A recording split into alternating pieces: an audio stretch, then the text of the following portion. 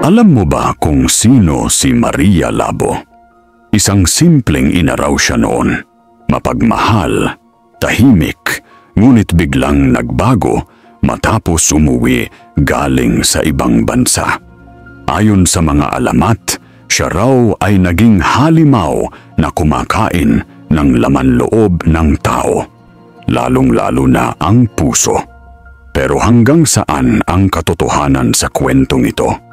At hanggang saan ang katang-isip? Ako si Rafi Jimenez, isang mananaliksik ng kababalaghan. At sa kwentong ito, susubukan kong tuklasin ang nakakatakot na katotohanan sa likod ng alamat ni Maria Labo.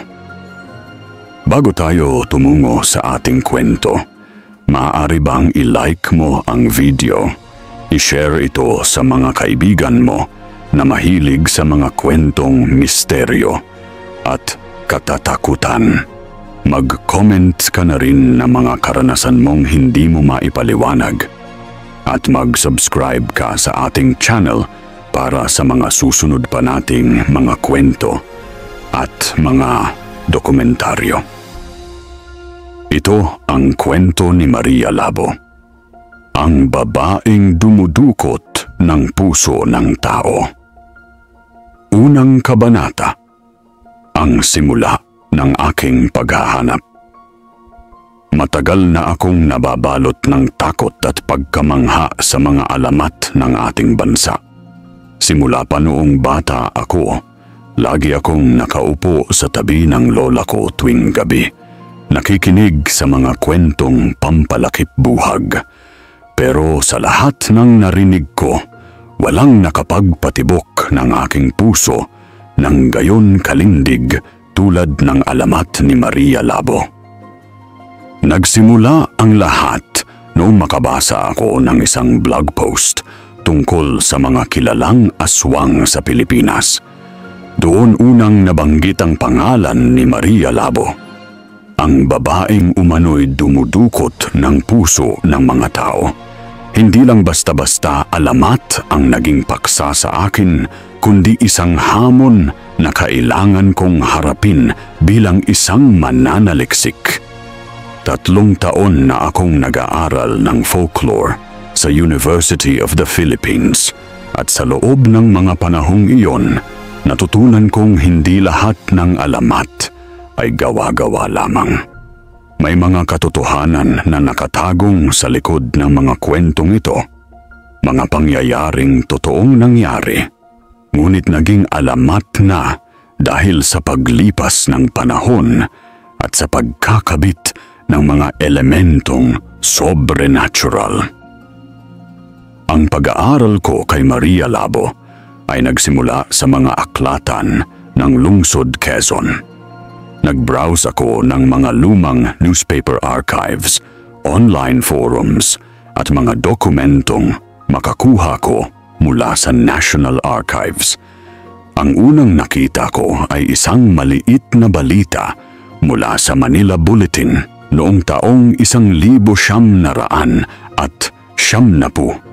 Isang headline na nagbibigay diin sa mysterious deaths sa isang probinsya sa Visayas. Walang banggit ng pangalan ni Maria, pero may binanggit na unexplained removal of human organs. Mula doon, sunod-sunod nang lumabas ang mga koneksyon. Sa mga online forum na nag-uusap tungkol sa mga kababalaghan, palaging nababanggit ang Capiz at lalo na ang Rojas City. Ayon sa mga post, doon umano nagsimula ang alamat. May mga nagsasabing nakita nila si Maria. May mga nagsasabing nakakarinig pa rin sila ng kanyang iyak sa gabi. Napagtanto ko na kailangan ko ng tumungo sa pinagmulan ng alamat. Hindi sapat ang mga nabasa ko online.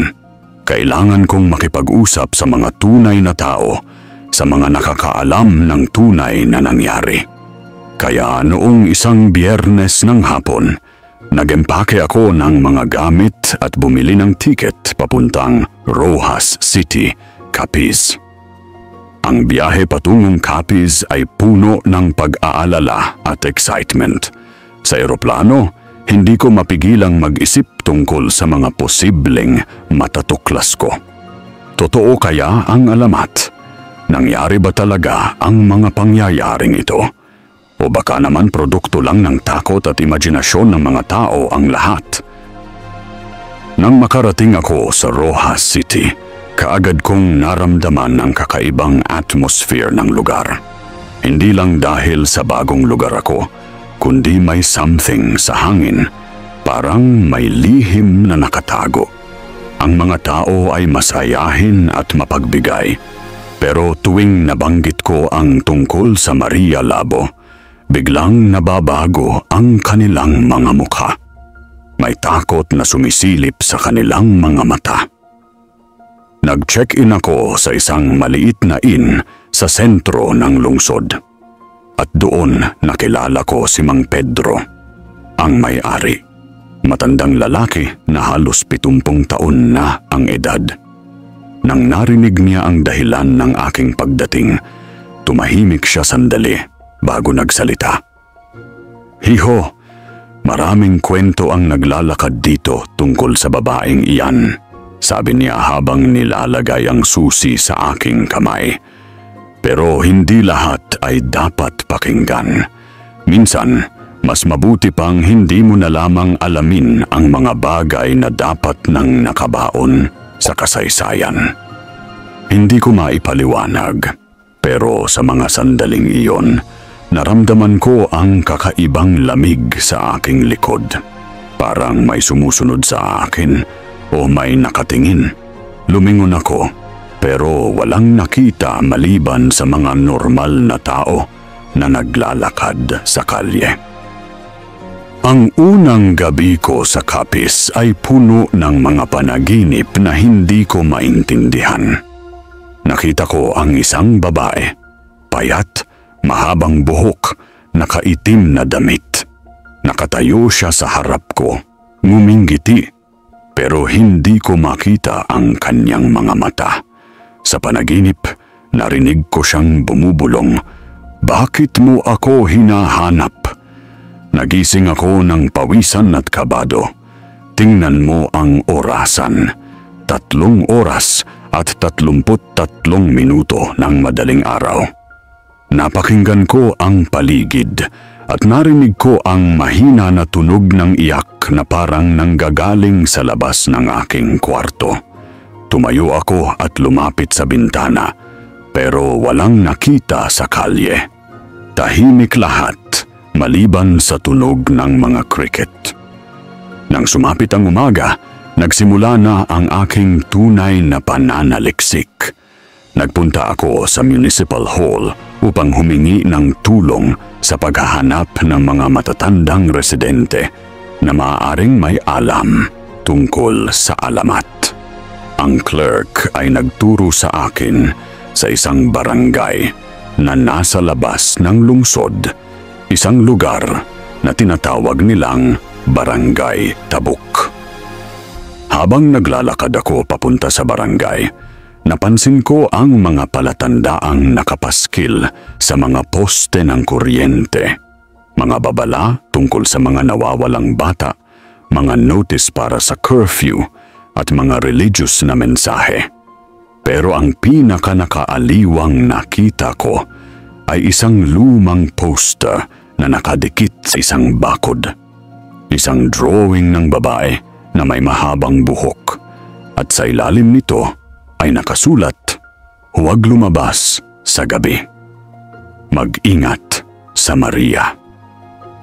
Doon ko napagtanto na hindi lang basta alamat ang hinaharap ko. May mga tao pa ring naniniwala. May mga tao pa ring natatakot. Ang alamat ni Maria Labo ay buhay pa at patuloy na nakakaapekto sa buhay ng mga tao sa lugar na ito. Bago natin ipagpatuloy ang kwento, i-like mo naman ang video at mag-subscribe ka sa channel. Ikalawang kabanata, mga kwento ng bayan. Pagkarating ko sa Barangay Tabuk, Kaagad kong nahanap ang mga matatandang residente na nagtitipon-tipon sa ilalim ng isang malaking kahoy. 5 matanda ang nakaupo doon, 3 babae at 2 lalaki. Lahat sila ay nasa edad na halos 70 o 80 na. Lumapit ako sa kanila ng may respeto. Magandang umaga po sa inyong lahat. Ako po si Rafi Jimenez. Mananaliksik po ako mula sa Maynila. May matatanong lang po sana ako tungkol sa alamat ni Maria Labo. Bigla silang nagtinginan. Si Lola Karing, ang pinakamatanda sa grupo, ang unang nagsalita. Bakit mo hinahanap ang kwento ni Maria, Apo? Tanong niya habang masinsinang tinitignan ako. Para po sa pag-aaral, Lola. Gusto ko pong malaman ang tunay na nangyari. Sagot ko. Tumawa ng mahina si Lolo Turing, isa sa mga lalaki sa grupo. Tunay na nangyari?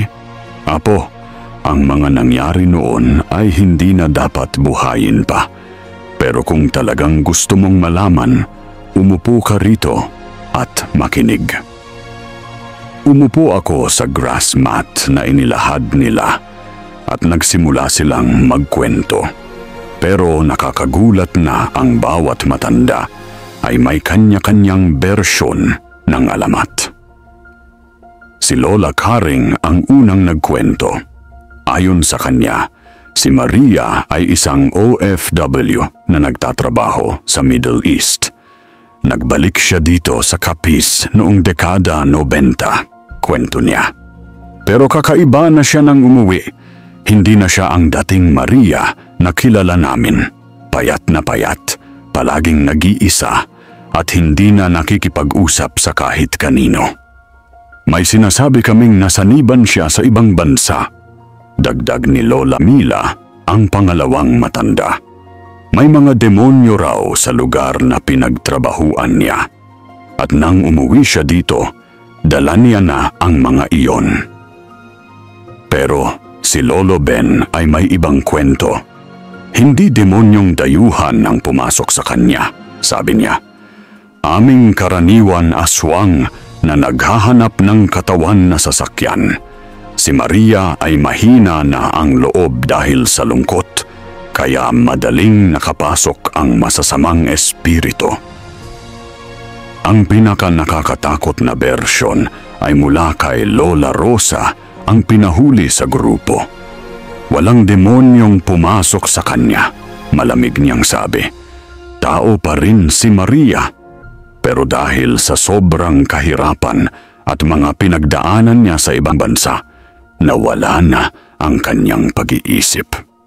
Nagsimula siyang gumawa ng mga bagay na hindi normal. Anong klaseng bagay po? Tanong ko. Nagtinginan silang lahat bago sumagot si Lola Rosa. Nagsimulang mawala ang mga bata sa barangay. Isa-isa. Tapos nakakakita ng mga bangkay sa gubat. Mga bangkay na walang puso. Nanikip ang aking dibdib. Nakita ninyo po ba si Maria na gumagawa ng mga iyon? Hindi direkta, sagot ni Lolo Turing. Pero laging nahahanap ang mga bangkay malapit sa bahay niya. At tuwing magkakaroon ng insidente, nakikita siya ng mga tao na naglalakad-lakad sa gabi. Dala ang isang malaking supot. Si Lola Karing naman ay nagdagdag ng detalye na nagpapakaba. May mga nagsasabing narinig nila siyang kumakanta habang ginagawa niya ang mga masamang bagay. Isang kantang pangbata na parang lullaby. Pero kapag narinig mo, hindi mo na makakalimutan ang tunog. Ano pong nangyari sa kanya? Tanong ko. Nawala. Sagot nilang lahat ng sabay-sabay. Paano po nawala? Si Lolo Ben ang sumagot. Isang gabi, nakita siya ng ilang kalalakihan habang may ginagawa sa gubat. Hinabol nila siya pero biglang nawala parang bula. Hindi na siya nakita pa mula noon. Pero hindi pa rin tumigil ang mga pangyayari. Dagdag ni Lola Mila. May mga panahong may nawawalang bata pa rin. May mga nagsasabing buhay pa si Maria, nakatago lang sa mga bundok. May mga nagsasabing namatay na siya, pero hindi pa rin tumitigil ang kanyang kaluluwa. Habang nakikinig ako sa mga kwento, napansin ko na may mga pagkakaiba sa mga detalye. Pero may mga common elements. Ang pagbabalik ni Maria mula sa ibang bansa, ang pagbabago ng kanyang ugali, ang mga nawawalang bata, at ang mga bangkay na walang puso. May alam po ba kayong ibang lugar kung saan nangyari ang katulad nitong mga pangyayari? Tanong ko. Nagtinginan silang muli. Si Lola Karing ang sumagot. May narinig akong kwento mula sa Mindanao. Sa Iligan City, may pangyayaring hawig sa nangyari rito. Ang puso ko ay bumilis ng tibok. Ito ang lead na kailangan ko. Ano pong alam ninyo tungkol doon? Hindi masyadong detalyado ang narinig ko, sabi niya. Pero may kilala akong tao doon na maaaring makapagsabi sa iyo ng mga detalye. Si Ka Romeo, dating barangay Tanod. Nandoon pa rin siya hanggang ngayon. Bago ako umalis sa barangay Tabuk, may huling tanong ako sa kanila. Sa inyong palagay po, totoo ba ang alamat ni Maria Labo? Tahimik silang lahat para sa ilang segundo. Si Lola Rosa ang nagsalita. Apo, sa mundo natin, maraming bagay na hindi natin maintindihan. Minsan, ang mga alamat ay nagmumula sa tunay na pangyayari. Minsan naman, mga alamat lang talaga. Pero si Maria Labo, may mga bagay na nangyari noon na hindi pa rin namin makalimutan. Habang naglalakad ako pabalik sa lungsod, naisip ko ang mga narinig ko. May consistency sa mga kwento, pero may mga contradiction din. Ito ang problema sa folklore research. Mahirap malaman kung saan nagtatapos ang katotohanan at nagsisimula ang imaginasyon. Pero may nakakainteresang pattern ang nakita ko. Lahat ng mga kwento ay nagsasabing nagbago si Maria matapos bumalik mula sa ibang bansa. Lahat din ay nagsasabing may mga nawawalang bata at may mga bangkay na walang puso. Ang mga detalyeng ito ay masyadong specific para maging random na gawa-gawa. Nang gabing iyon, habang nasa kwarto ko sa inn, nag-research ako online tungkol sa Iligan City. Nakita ko ang mga balita tungkol sa mga krimeng nangyari doon noong dekada 90. May mga headline na nagsasabing unsolved murders, missing children, at ritual killings. Doon ko napagtanto na ang paghahanap ko kay Maria Labo ay hindi magtatapos sa Capiz. Kailangan kong pumunta sa Mindanao at makipag-usap kay Ka Romeo. Kailangan kong malaman kung may tunay na koneksyon ang mga pangyayaring nangyari sa dalawang malayo ngunit magkakatulad na lugar. Habang nag-iimpake ako para sa susunod kong biyahe, narinig ko ulit ang mahina na iyak sa labas ng aking kwarto. Ngayon, hindi ko na iyon binaliwala. Tumayo ako at binuksan ang pinto. Wala akong nakita sa hallway, pero sa sahig ay may nakita akong maliit na footprints, mga bakas ng paa ng bata. Ang mga footprints ay papunta sa direksyon ng hagdan, pero hindi ko nasubaybayan kung saan ito nagtatapos. Sa mga sandaling iyon, naramdaman ko na ang alamat ni Maria Labo ay hindi lang simpleng kwento. May mga bagay na nangyayari na hindi ko maintindihan at pakiramdam ko kasama ako sa isang adventure na mas malaki pa sa akala ko. Kung umabot ka sa parteng ito, i-comment mo naman kung taga saan ka para malaman natin kung hanggang saan ang inabot ng kwentong ito. Ika-3 kabanata, paglalakbay patungong Mindanao. Ang flight mula Rojas City papuntang Iligan City ay naging mas mahabang biyahe kaysa sa inaasahan ko. 2 connecting flights, mahaba na layover sa Cebu at 3 oras na biyahe mula sa airport patungo sa lungsod. Sa buong biyahe, hindi ko maalis sa isip ko ang mga narinig kong kwento sa Capiz, lalo na ang mga footprints na nakita ko sa inn. Pagkarating ko sa Iligan City, kaagad kong naramdaman ang pagkakaiba ng atmosphere. Kung sa Capiz ay may romantic na dating ang kapaligiran, malinis na dalampasigan, makulay na mga gusali, masasayang tao, dito sa Iligan, mas seryoso ang mood. Ang mga tao ay mas tahimik at parang may bantay sa kanilang mga mata na laging alerto. Nag-check-in ako sa isang hotel sa may sentro ng lungsod at kaagad na nagsimulang maghanap ng paraan para makontak si Ka Romeo, ang dating barangay tanod na binanggit sa akin sa Capiz. Sa reception ng hotel, nagtanong ako kung kilala nila ang taong iyon. Si Ka Romeo de la Cruz, sabi ng receptionist na nagngangalang Ana.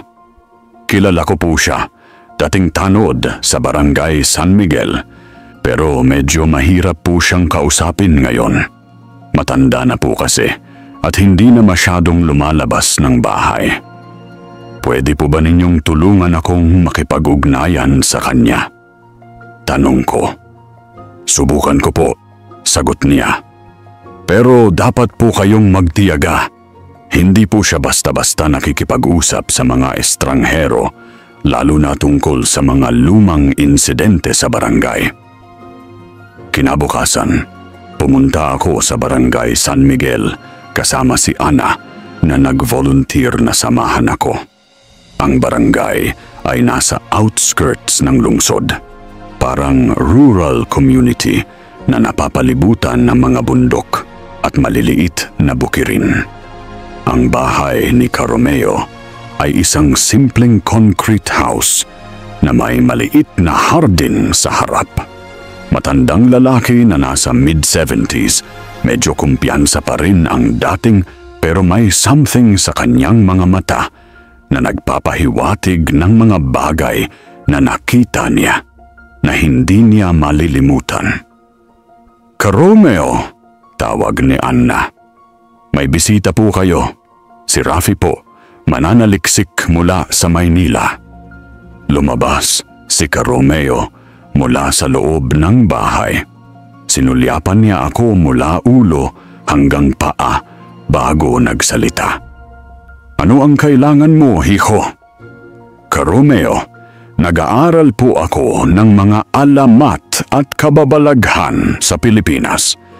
May narinig po akong tungkol sa mga pangyayaring nangyari dito noong dekada 90. Sabi po sa akin, kayo raw ang may pinakamaraming alam tungkol doon. Nagtago ang kanyang mga mata. Ano bang mga pangyayari ang tinutukoy mo? Yung mga nawawalang bata po at yung mga bangkay na walang puso.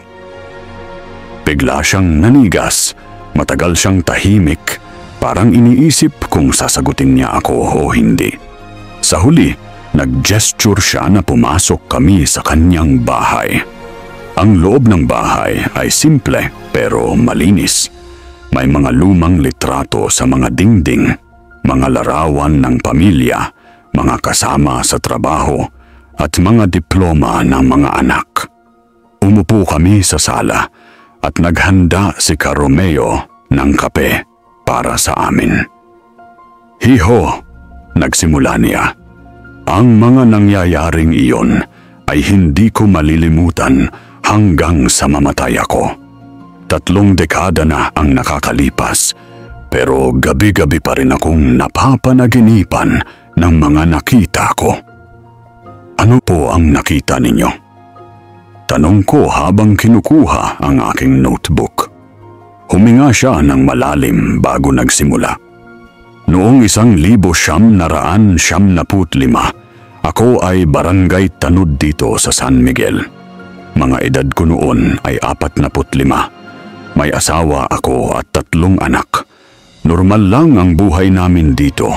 Payapa, tahimik, walang masyadong problema. Pero noong buwan ng Oktubre ng taong iyon, nagsimulang magkaroon ng mga kakaibang pangyayari. Una, nawala si Jenny, isang 9 na taong gulang na bata. Naghahanap kami ng 3 araw, ba't walang nakita. Pagkatapos, si Marco naman, 12 taon. Tapos, si Rita, 16. 3 bata po? Tanong ko. 3 sa unang 2 buwan, sagot niya. Pero hindi doon nagtapos. Sa loob ng 6 na buwan, 8 bata ang nawala sa barangay namin. Naninikip ang aking dibdib. Nakita po ba ninyo kung sino ang nagnakaw sa mga bata? Hindi initially, pero may mga witness na nagsasabing nakakita sila ng isang babae na naglalakad sa gabi. Laging may dalang malaking supot. Payat na babae, mahabang buhok, nakaitim na damit. Nakilala po ba ninyo kung sino ang babae? Tumigil siya sandali. Hindi sa simula, pero later on, nalaman namin na may bagong residente sa barangay. Isang babaeng umuwi mula sa abroad. Maria ang pangalan niya. Napaawang ang aking bibig. Maria po? Oo, Maria Santos. Pero kilala siya ng mga tao dito bilang Maria Labo dahil sa 3 peklat sa kanyang mukha. Mga peklat na nakuha niya sa abroad. Dito ko napagtanto na may tunay na koneksyon ang alamat sa Capiz at ang pangyayari sa Mindanao. Hindi ito coincidence, may tunay na Maria at may tunay na mga pangyayaring nangyari. Ano po ang nangyari kay Maria? Tanong ko. Naging suspicious kami sa kanya nang nahanap namin ang unang bangkay. Sagot ni Ka Romeo. Si Jenny, yung unang nawala. Nahanap namin siya sa gubat, malapit sa bahay ni Maria. Ang bangkay ay kakaiba. Paano po kakaiba? Walang puso, sagot niya ng tahimik. Surgically removed. Hindi parang binuwag lang ng hayop o ng accident. Inaggawa ng deliberate operation para tanggalin ang puso. Naramdaman ko ang panunuot ng takot sa aking buong katawan. May iba pa po bang nakuha sa bangkay? Lahat ng internal organs ay nandoon pa, maliban sa puso. At may nakita kaming mga marka sa leeg. Mga marka na nagpapahiwatig na nakulong yung bata bago pinatay. Nahanap po ba ninyo ang mga kasunod na bangkay? 5 sa 8 bata, sagot niya. Lahat ng bangkay ay pareho. Walang puso, may mga marka sa leeg, at nahanap sa mga lugar na malapit sa bahay ni Maria. Bakit po hindi ninyo inaresto si Maria? Napabuntong hininga si Ka Romeo. Wala kaming sapat na ebidensya na direkta siyang nakita namin na gumagawa ng mga iyon.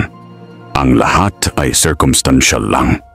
At saka, may mga nakakataas na tao sa lungsod na ayaw makagambala ang peace and order. Gusto nilang quiet lang ang lahat. Ano po ang ginawa ninyo? Nagdesisyon kaming bantayan si Maria ng husto. Ako at 2 pang tanod. Every night, may naka-assign sa amin na magbantay sa kanyang bahay from a distance. Nakita po ba ninyo siyang gumawa ng masama? Nagtago ang kanyang mga mata. Isang gabi, nakita namin siyang lumabas ng bahay niya, dalang ang malaking supot. Sumunod kami sa kanya nang hindi niya nalalaman. Pumunta siya sa gubat, sa may ilog. Ano po ang ginawa niya doon? Nakita namin siyang naghuhukay sa lupa. Tapos nagtanggal siya ng mga bagay sa supot. Mga bagay na hindi namin makita mula sa malayo. Pero narinig namin siyang kumakanta. Isang kantang pangbata na nagiging mas nakakatakot sa kadiliman. Ginambala po ba ninyo siya? Hindi initially. Gusto namin siyang makitang mag-complete ng ginagawa niya para may solid evidence kami. Pero nang makita namin na may nilalabas siyang isang malaking bagay mula sa supot, isang bagay na parang katawan ng bata, doon kami kumilos. Nanahimik ako, hinihintay ang kanyang susunod na sasabihin. Nagsigawan kami at tumakbo toward sa kanya. Pero nang narinig niya kami, biglang naging kakaiba ang kanyang asal. Hindi siya tumakas. Tumayo siya slowly, tapos humarap sa amin. Ang mukha niya, hindi ko malilimutan ang mukha niya. Ano po ang nakita ninyo? Walang emosyon sa kanyang mga mata, parang walang kaluluwa. At nang ngumiti siya, nakita namin na pula ang kanyang mga ngipin, pula ng dugo. Tapos nagsalita siya. Pero hindi namin maintindihan ang language. Parang ibang dialect o baka hindi man earthly na language.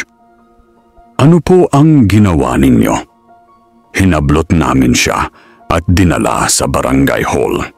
Pero pagkarating namin doon, parang naging normal ulit siya. Umiyak siya, nagsabing hindi niya alam kung bakit siya nandoon sa gubat. Nagsabing naglalakad lang siya dahil hindi siya makatulog. Naniwala po ba kayo? Hindi, pero walang fiskal na tumanggap ng case. Walang autopsy na ginawa sa mga bangkay. Lahat ay pinagtakpan ng mga opisyal. So pinalaya namin si Maria, pero patuloy naming binantayan. Ano po ang sumunod na nangyari? Natapos ang mga nawawalang bata, pero hindi dahil nahuli namin si Maria, kundi dahil biglang nawala si Maria na parang bula. Paano po nawala? Isang umaga, pumunta kami sa bahay niya para mag-check. Nakabukas ang pinto, pero walang tao sa loob.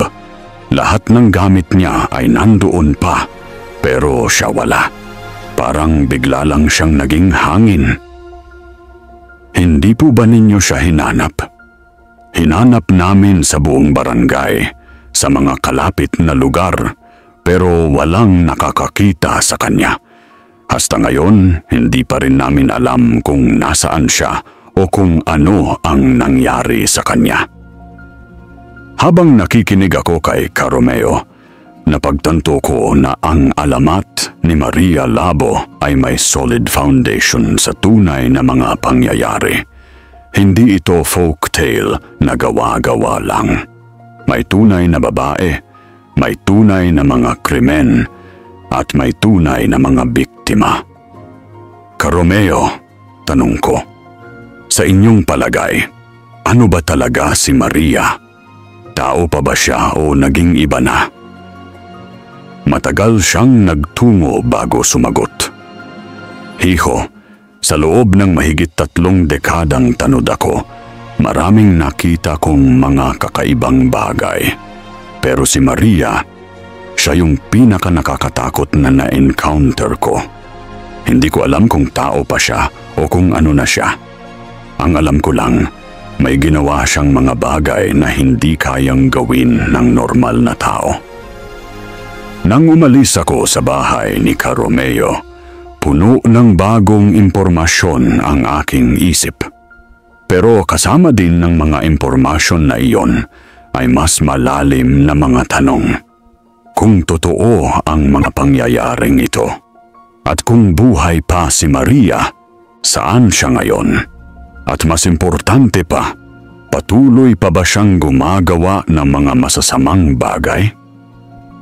Ang gabi na iyon, sa hotel room ko, nagsulat ako ng lahat ng narinig ko.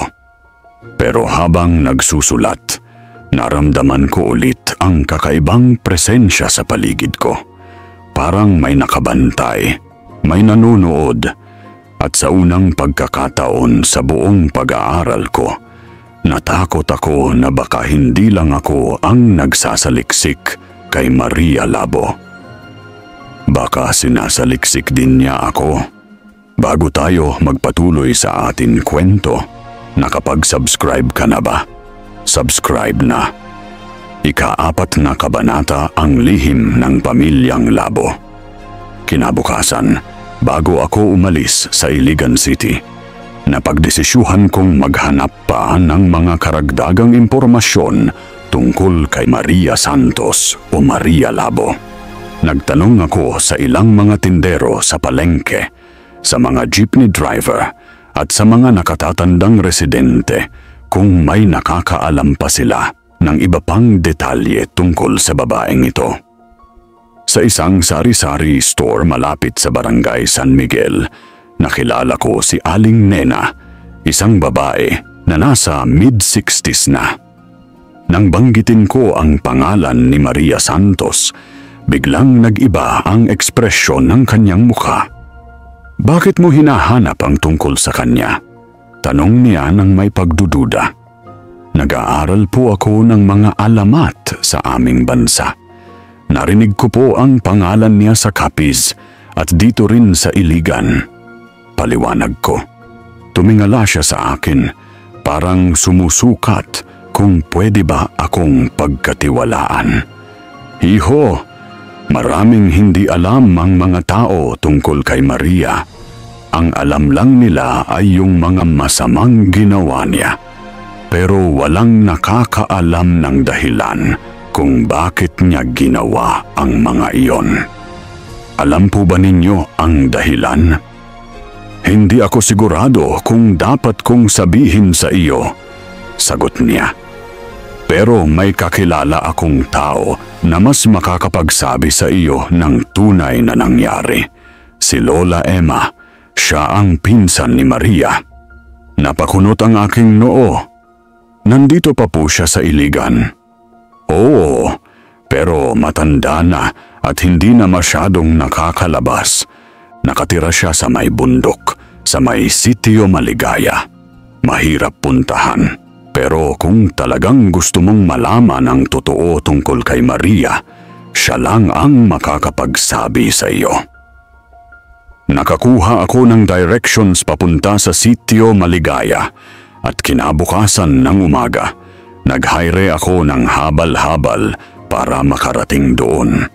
Ang biyahe ay umabot ng 2 oras, pataas-baba sa bundok, dumaan sa mga mababaw na ilog, at sa mga daaang lupa na puno ng butas. Ang Sitio Maligaya ay maliliit na bahay na nakatayo sa gitna ng mga puno at bundok. Walang kuryente, walang tubig na galing sa gripo, pero may kakaibang kapayapaan sa lugar.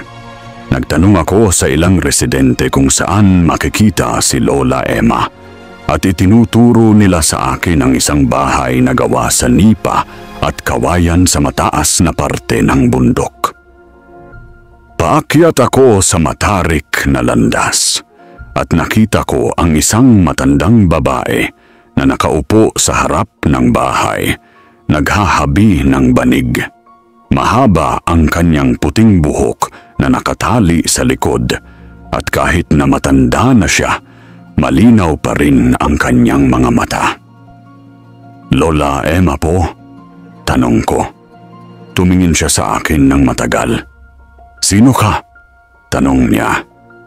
Po ako si Rafi Jimenez. Nag-aaral po ako ng mga alamat. May nagsabi po sa akin na kayo ang pinsan ni Maria Santos.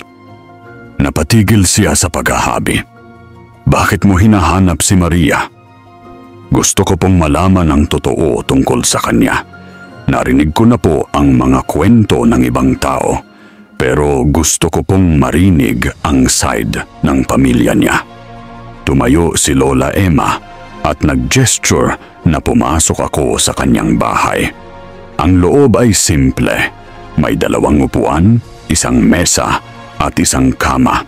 Sa mga dingding ay may nakakabit na mga lumang litrato. "Umupo ka rito," sabi niya, at nagbuhos siya ng tubig sa 1 baso. "Ano ba ang narinig mo tungkol kay Maria?" Ikwinento ko sa kanya ang lahat ng narinig ko, mula sa mga alamat sa Capiz hanggang sa mga testimony ni Caromeo. Nakikinig siya ng tahimik, minsan lang tumatango. Pagkatapos kong magkwento, matagal siyang tahimik. Sa huli, nagsimula siyang magsalita. "Maria ay anak ng pinsan ko, si Rosa. Naging anak din siya sa akin nung namatay ang kanyang mga magulang sa isang aksidente noong siya ay 16 na taon pa lang. Mabait na bata si Maria, masipag sa pag-aaral, mapagmahal sa mga kapatid niya, at laging handang tumulong." Ano po ang nangyari sa kanya? Noong siya ay 20 taon, napilitan siyang mag-abroad para magtrabaho. Walang trabaho dito sa Mindanao noon at kailangan niyang suportahan ang mga kapatid niya. Nagpunta siya sa Kuwait bilang domestic helper. Anong nangyari sa Kuwait po? Napabuntong hininga si Lola Emma. Ang mga nangyari kay Maria sa Kuwait ay hindi namin nalaman hanggang nang bumalik siya dito. Pero mula sa mga kwento niya at sa mga nakita namin sa kanyang katawan, alam namin na naranasan niya ang mga bagay na walang dapat maranasan na tao. Anong klaseng mga bagay po? Physical abuse, sexual abuse, at psychological torture, sagot niya ng malungkot. Ang kanyang mga employer ay ginawa siyang slave. Hindi siya binibigyan ng pagkain, pinapatulog sa kusina, at ginagawa siyang punching bag kapag galit sila. Naramdaman ko ang sakit sa aking dibdib. Gaano katagal po siya doon? 3 taon. 3 taong hindi namin siya nakakontak. Nung bumalik siya dito, hindi na namin nakilala. Sobrang payat, may mga peklat sa buong katawan, at hindi na siya nagsasalita ng normal. Palagi siyang nag-iisa, palagi siyang umiiyak sa gabi. Nagpa-medical assistance po ba kayo sa kanya? Sinubukan namin. Dinala namin siya sa doktor, sa psychiatrist, sa mga albularyo. Pero walang makatulong sa kanya. Ang trauma niya ay sobrang lalim na parang hindi na siya mababalik sa dati niyang pagkatao. Kailan po nagsimulang maging kakaiba ang kanyang asal? Nagtago ang mga mata ni Lola Emma. Mga 6 na buwan matapos niyang bumalik. Una, nakita namin siyang kumakain ng hilaw na karne. Tapos nagsimula siyang maglakad-lakad sa gabi. Hindi babalik sa bahay hanggang umaga. May mga panahong hindi siya natutulog ng ilang araw. May sinabi po ba siya tungkol sa mga ginagawa niya? Hindi. Kapag tinatanong namin siya, parang walang naaalala. Minsan, nagsasalita siya sa language na hindi namin maintindihan. Minsan naman, tumatalaw siya na parang aso. Nanikip ang aking dibdib.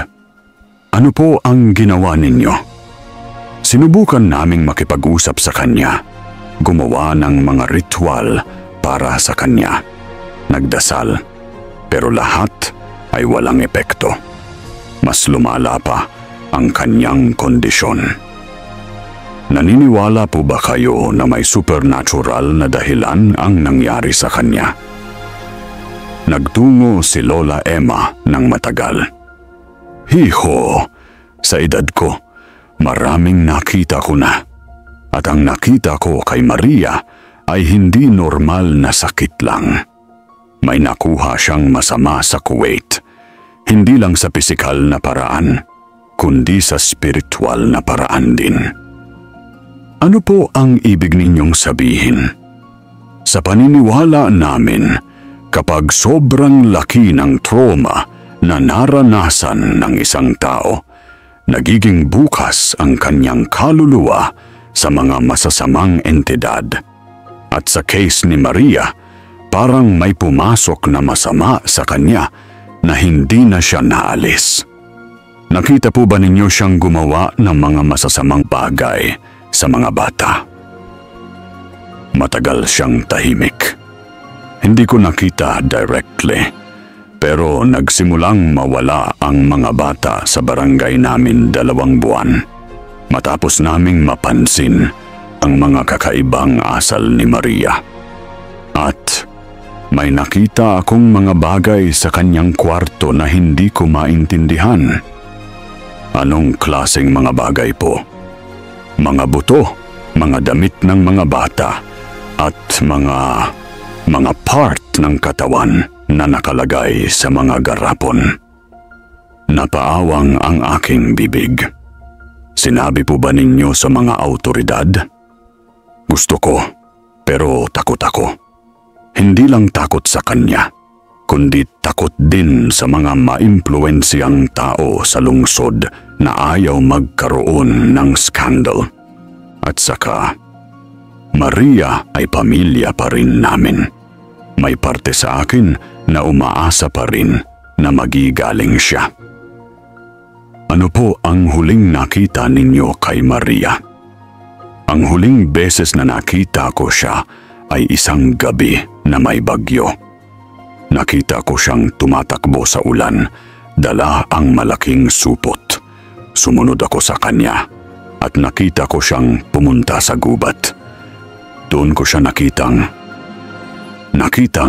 ginagawa ang mga bagay na hindi ko kayang ikwento. Anong mga bagay po? Umiyak si Lola Emma. Nakita ko siyang may kasama, isang batang lalaki na hindi ko nakilala. Ang bata ay nakagapos at si Maria ay... Nakita ko siyang tangalin ang puso ng bata gamit ang kanyang mga kamay. Napatigil ako sa paghinga. Nakita ninyo po siyang pumatay. Hindi lang pumatay, nakita ko siyang kainin ang puso. Umuulit siya sa pag-iyak. Hindi ko maintindihan kung paano niya nagawa iyon. Hindi ko maintindihan kung si Maria pa ba iyon o kung sino na ang nasa katawan niya. Ano po ang ginawa ninyo? Tumakas ako. Takot na takot ako.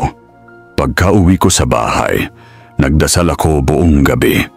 Kinabukasan, nagbalita na sa barangay na may nakitang bangkay sa gubat. Ang bangkay ng batang nakita ko kasama ni Maria. Sinabi po ba ninyo sa mga pulis ang nakita ninyo? Hindi, dahil kinabukasan din na wala na si Maria. Parang nalaman niya na nakita ko siya, kaya tumakas siya. Saan po siya pumunta? Hindi ko alam, pero may mga nagsasabing nakikita pa rin siya sa ibang mga lugar, sa Cagayan de Oro, sa Bukidnon, sa iba pang parte ng Mindanao. May mga balitang may mga katulad na pangyayari sa mga lugar na iyon. Natapos ang aming pag-uusap with heavy heart. Nagpasalamat ako kay Lola Emma sa mga information na ibinigay niya at nag-promise ako na gagamitin ko ang mga natutunan ko para sa kabutihan. Habang bumababa ako sa bundok, maraming tumutubo sa aking isip. Ang kwento ni Lola Emma ay nagbigay ng psychological background sa mga ginawa ni Maria.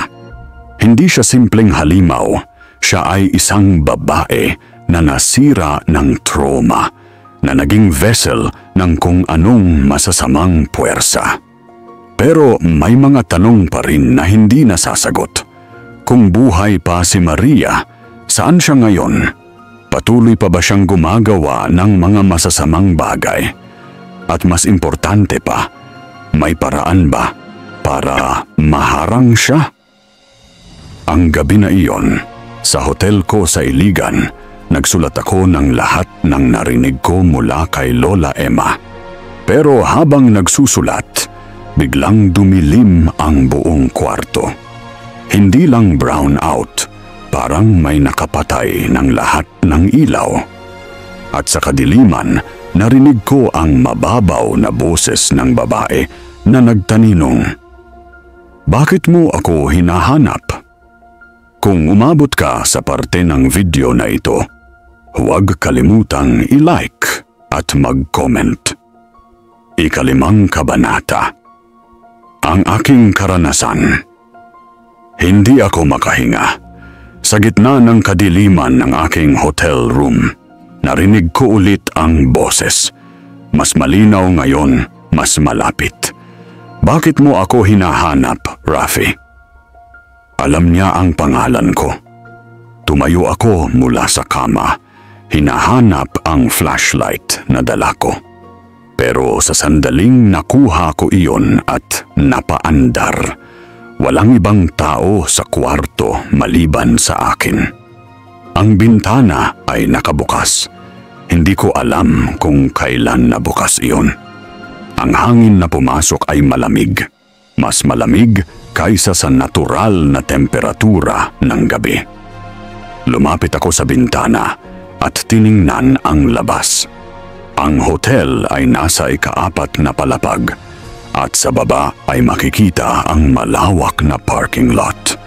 Pero sa gitna ng parking lot, may nakita akong figure ng babae. Nakaitim na damit, mahabang buhok, at nakatingin sa direksyon ng aking kwarto. Kahit na malayo siya, ramdam ko na nakatingin siya sa akin. Kumuha ako ng binoculars na dala ko at tiningnan siya ng mas malapit. Ang nakita ko ay nakapagpatakbong ng dugo sa aking mga ugat. Ang mukha niya ay payat, halos kalansay na lang. May 3 malalim na peklat sa kanyang pisngi. Ang mga peklat na naging dahilan kung bakit siya tinatawag na Maria Labo. Pero ang mga mata niya ay walang buhay, walang kaluluwa. Parang nakatingin sa akin ng isang bangkay na nakakatayo. Nang makita niya na pinapanood ko siya, ngumiti siya. Pero ang ngiti niya ay hindi normal. Masyadong malawak at nakikita ko ang kanyang mga ngipin na parang mas mahaba kaysa sa normal. Biglang nawala siya. Hindi tumakas, hindi naglakad palayo. Nawala lang, parang naging hangin. Naramdaman ko ang matinding takot na hindi ko pa naranasan sa buong buhay ko. Hindi ito takot sa gawa-gawang mga kwentong multo o sa mga horror movie. Ito ay takot sa bagay na alam mong tunay, na alam mong malapit, at na alam mong may masasamang intensyon. Nagsara ako ng bintana at naglock ng lahat ng mga pinto sa kwarto. Pero alam ko na walang physical na lock ang makakahadlang sa kung anuman ang nasa labas. Ang buong gabi, hindi ako nakatulog. Nakaupo ako sa sulok ng kwarto. Hawak ang krus na bigay sa akin ng lola ko, naghihintay sa kahit anong mangyayari. May mga oras na narinig ko ang mga hakbang sa hallway ng hotel, pero kapag dinidiligan ko ang tenga, tahimik lang sa labas. Mga 3 ng madaling araw, narinig ko ang mababaw na kanta na parang lullaby. Hindi ko maintindihan ang mga salita, pero ang melody ay familiar. Parang narinig ko na dati, siguro sa mga panaginip ko. Ang kanta ay nanggagaling sa ilalim ng kama. Nang tignan ko, walang nakita. Pero ang kanta ay patuloy pa rin at ngayon ay may kasama na siyang ibang tunog. Tunog ng pag-scratch sa sahig, parang may nagkukuko sa concrete. "Maria!" bulong ko sa takot. "Kung ikaw yan, ano ang gusto mo?" Biglang tumigil ang kanta. Sa loob ng ilang segundo, tahimik ang lahat. Tapos narinig ko ang boses niya. Mas malapit ngayon, parang nasa tabi ko lang siya. "Gusto kong malaman kung bakit mo ako hinahanap. Gusto kong malaman kung sino ka talaga." "Mananaliksik lang ako," sagot ko ng nauutal. "Gusto ko lang malaman ang totoo tungkol sa mga alamat." "Alamat?" Tumawa siya, isang tawang walang kasiyahan, puro galit at lungkot. "Akala mo ba alamat lang ako? Akala mo ba katang-isip lang ako?" "Hindi ko alam," sagot ko. "Kaya nga kita hinahanap para malaman ko ang totoo." "Ang totoo?"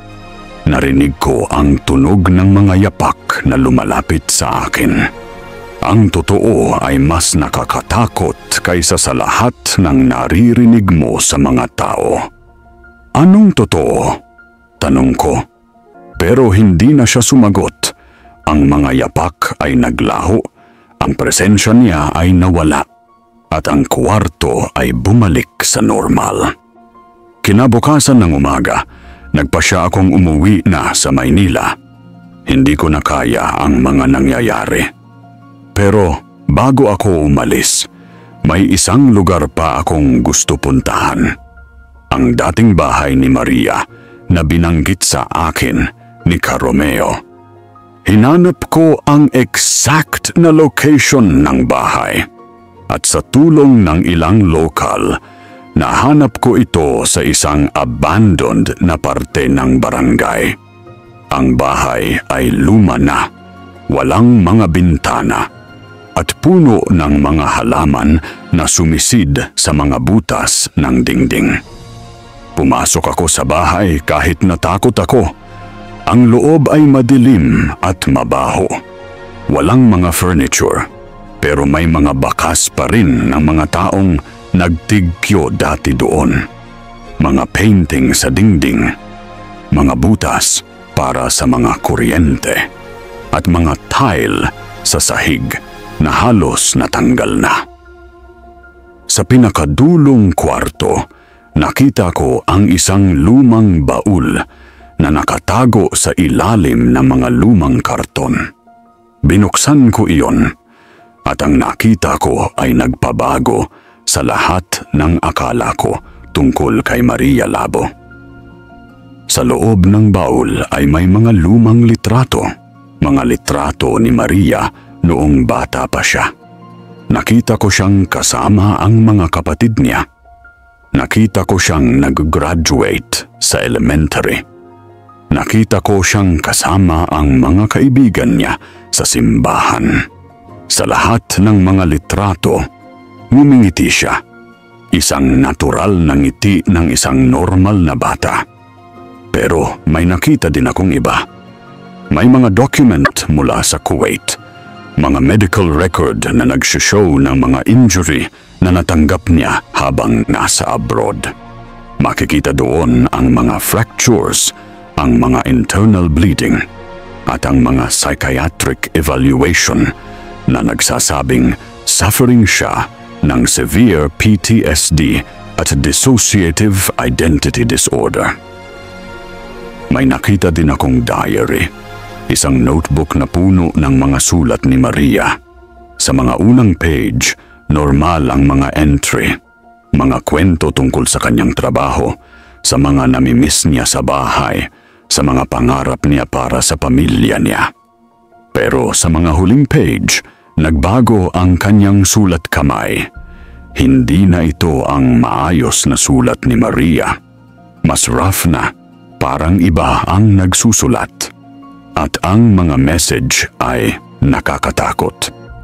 Hindi ko maintindihan ang nangyayari sa akin. May mga oras na hindi ko naaalala ang mga ginawa ko. May mga oras na parang may ibang tao sa loob ng katawan ko. Nakita ko ang sarili ko sa salamin, pero hindi ako iyon. May ibang babae sa loob ng katawan ko na nakatingin sa akin. Gutom ako, pero hindi sa pagkain. Gutom ako sa ibang bagay. Hindi ko alam kung ano, pero alam kong mali ang gutom na ito. Ang huling entry ay nakakabalisang makabasa. Hindi na ako si Maria. Ang Maria ay namatay na sa Kuwait. Ang nandito ngayon ay iba na. Ang nandito ngayon ay hindi tao. At ang nandito ngayon ay gutom na. Habang binabasa ko ang diary, narinig ko ang tunog ng mga yapak sa labas ng bahay. Pero hindi normal na yapak. Parang may hinahatak na bagay sa lupa. Lumapit ako sa bintana at tiningnan ang labas. Si Maria ay nandoon. Nakatayo sa harap ng bahay, nakatingin sa akin. Pero ngayon, mas malinaw ko siyang nakita. Ang kanyang damit ay puno ng dugo. Ang kanyang buhok ay nakabuhag-hag-hag.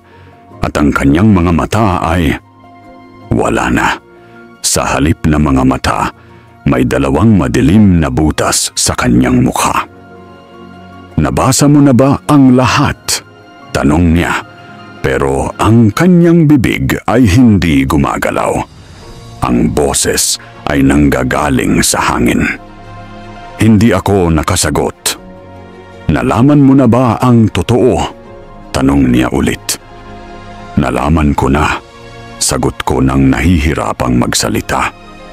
Ano ang nakita mo? Nakita ko na hindi ka masama noong una. Nakita ko na ginawa ka lang masama ng mga taong nanakit sa iyo. Napatigil siya.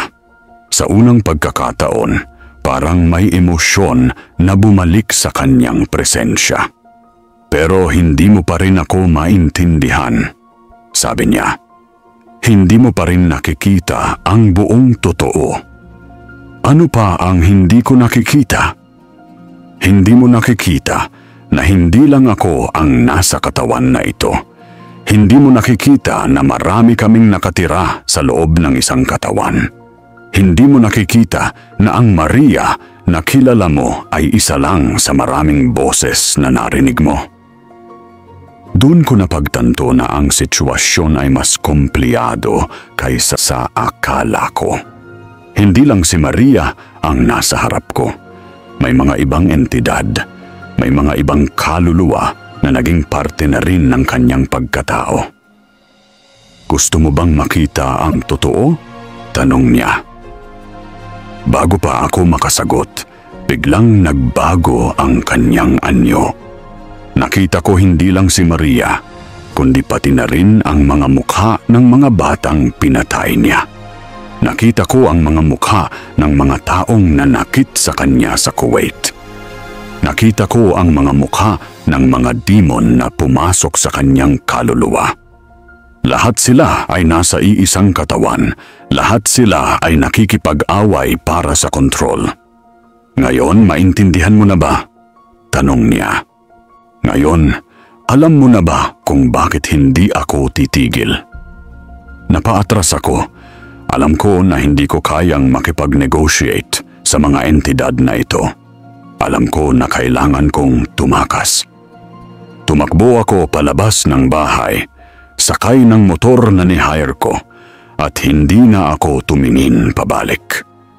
Ang buong biyahe pabalik sa lungsod Ramdam ko na sinusundan pa rin ako, pero hindi ko na tinignan kung sino o ano ang sumusunod.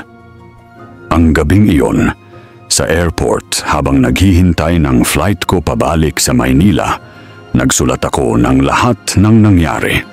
Kailangan kong i-document ang lahat habang fresh pa sa aking memory. Pero habang nagsusulat, napagtanto ko na ang investigation ko kay Maria Labo ay hindi pa tapos. Nakita ko lang ang tip ng iceberg. May mas malalim pa na mga sekreto. May mas nakakatakot pa na mga katotohanan na naghihintay na malaman. At ang pinaka-nakakatakot sa lahat, alam ko na hindi lang ako ang nagsasaliksik kay Maria Labo ngayon. Sinasaliksik din niya ako. Kung nagustuhan mo ang kwentong ito, huwag kalimutang i-like at mag-iwan ka na rin ng comment tungkol sa mga karanasan mo sa kababalaghan. Ika-6 na kabanata. Ang katotohanan, alamat at babala. Makalipas ang 2 linggo mula nang bumalik ako sa Maynila, hindi pa rin ako makakuha ng kapayapaan. Ang mga nakita ko at naranasan ko sa Capiz at Iligan ay patuloy na bumabalik sa aking isip. Hindi ko makakalimutan ng mukha ni Maria, ang mga boses na narinig ko at ang presensyang nakaramdam ko na parang sinusundan ako. Nag-compile ako ng lahat ng mga impormasyon na nakuha ko. Mga testimony ng mga tao sa Capiz, ang mga kwento ni Caromeo, ang mga revelation ni Lola Emma, at ang mga dokumento na nakita ko sa abandoned house ni Maria. Iniayos ko ang lahat ng ito para sa isang comprehensive report. Pero habang ginagawa ko iyon, mas nagiging malinaw sa akin ang mga pattern at mga koneksyon na hindi ko napansin dati. Una, ang mga pangyayari sa Capiz at Iligan ay hindi isolated incidents. May mga common elements na nagpapakita na iisang tao o iisang entidad ang responsible sa 2 lugar. Ang timeline ay tumugma. Ang modus operandi ay pareho. At ang mga witness account ay may mga similarities na hindi pwedeng coincidence lang. Pangalawa, ang transformation ni Maria mula sa normal na tao patungo sa kung anong naging siya ay hindi nangyari overnight. May proseso iyon. Isang gradual na deterioration na nagsimula sa trauma na naranasan niya sa Kuwait at nag-culminate sa mga supernatural na pangyayari na naging dahilan ng mga krimen niya. Pangatlo, ang mga entidad na nakita ko sa abandoned house ay nagpapahiwatig na ang case ni Maria ay hindi simpleng psychological breakdown. May metaphysical na dimension na involved, mga puwersa na hindi kayang ipaliwanag ng science o psychology. Pero ang pinaka-nakakatakot na realization ko ay ito. Ang alamat ni Maria Labo ay hindi nagtatapos sa mga pangyayaring nangyari noong dekada 90. Based sa mga naranasan ko at sa mga hints na nakuha ko mula sa mga nakapag-interview ko, ang mga aktibidad ni Maria ay patuloy pa rin hanggang ngayon.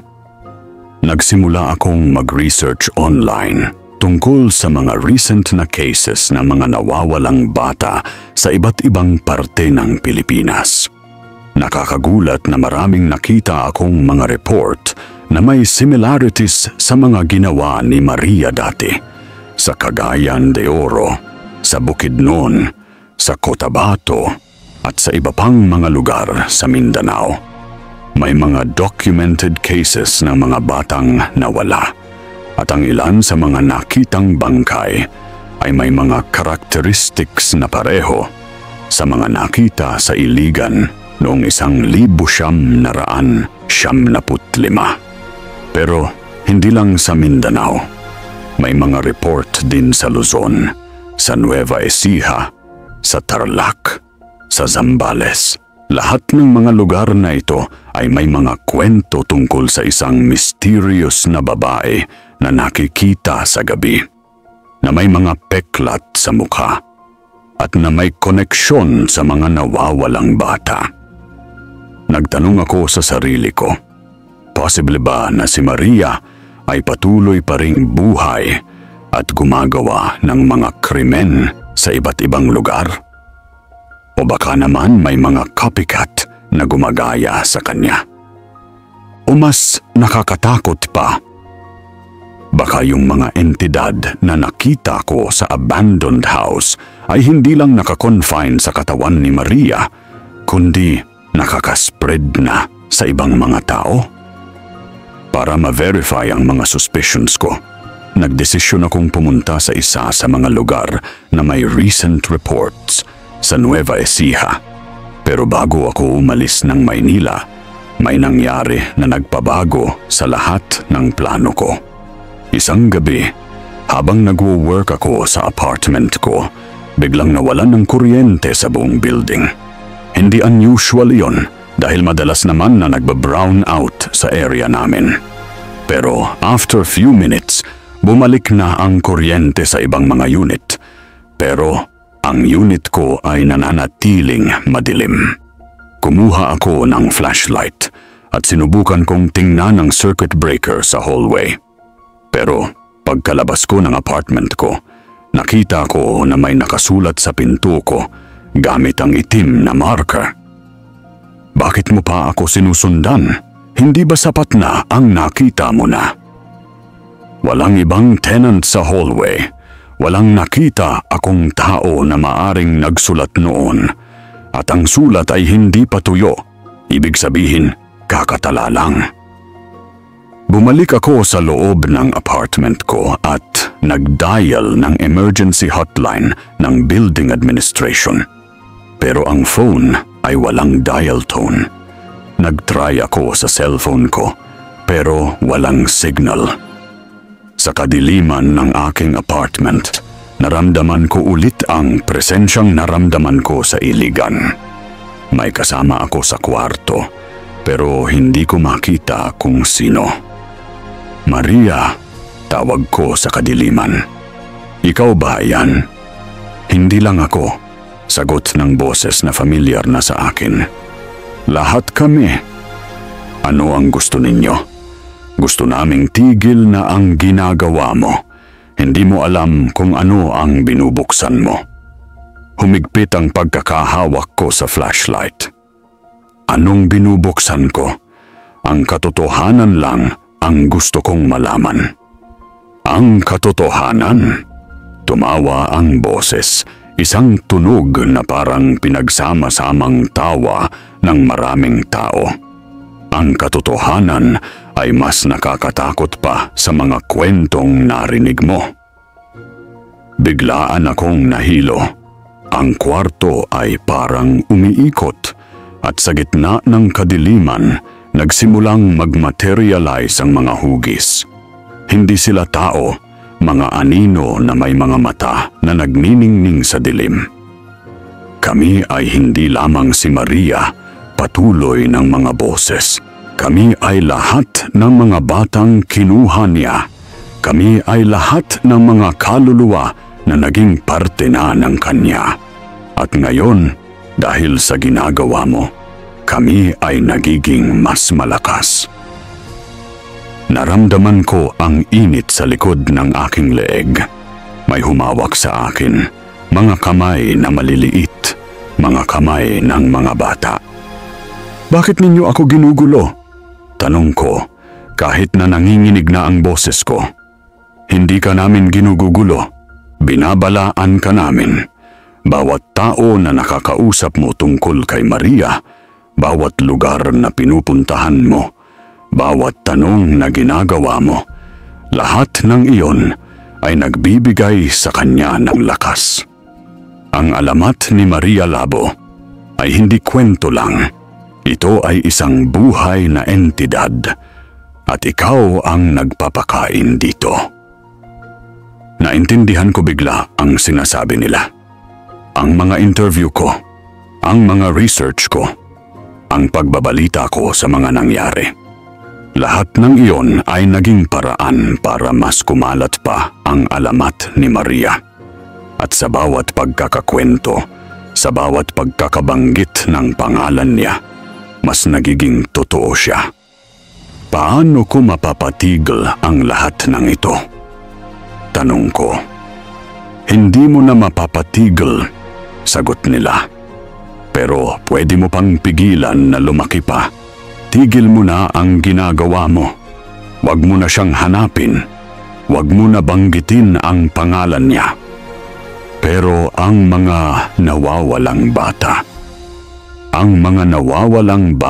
ay patuloy na mawawala hanggang may mga taong tulad mo na patuloy na naghahanap kay Maria. Ang bawat paghahanap ninyo ay nagbibigay sa kanya ng dahilan para magpatuloy. Sa kadiliman, nakita ko ang mukha ni Maria, pero hindi yung Maria na nakilala ko sa mga larawan. Ito ay Maria na may maraming mukha, mga mukha ng lahat ng mga batang naging parte na niya. Mga mata na puno ng takot, mga bibig na tumutulong para sa tulong. Makakakita ka pa namin, sabi nila bago unti-unting nawala ang mga anino.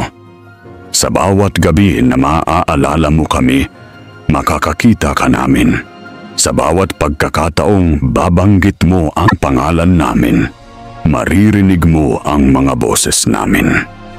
Bumalik ang kuryente sa apartment ko. Ang lahat ay balik sa normal. Maliban sa sulat sa pinto ko na nananatiling nandoon at sa amoy ng dugo na nananatiling umaalimbaag sa hangin. Naupo ako sa sahig, nanginginig pa rin. Naintindihan ko na ngayon kung bakit walang journalist na nag-attempt na gumawa ng comprehensive report tungkol kay Maria Labo. Naintindihan ko kung bakit ang mga tao sa Capiz at Iligan ay reluctant na magkwento. Hindi dahil takot sila na hindi sila paniniwalaan. Takot sila na mas lalong lumaki ang kapangyarihan ni Maria. Pero may isang tanong na hindi pa rin nasasagot. Kung totoo ang sinabi nila na ang alamat ni Maria ay living entity, at kung totoo na ang bawat pagkakakwento ay nagbibigay sa kanya ng lakas, bakit nila ako binabalaan? Bakit nila gustong pigilin ako?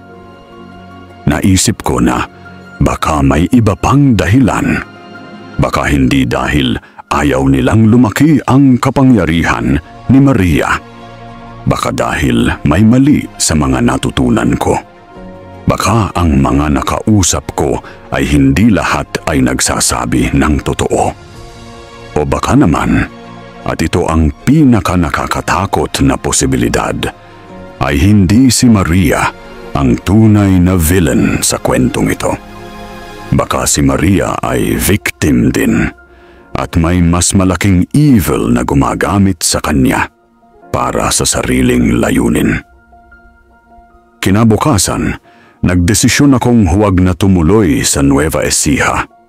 Sa halip, bumalik ako sa Rojas City para sa huling interview kay Father Miguel Santos, ang pari na nag-conduct ng exorcism kay Maria noong 1996. Kung may nakakaalam ng buong katotohanan, siya iyon. Kung may paraan para matigil ang lahat ng ito, siya lang ang makakapagsabi sa akin kung paano.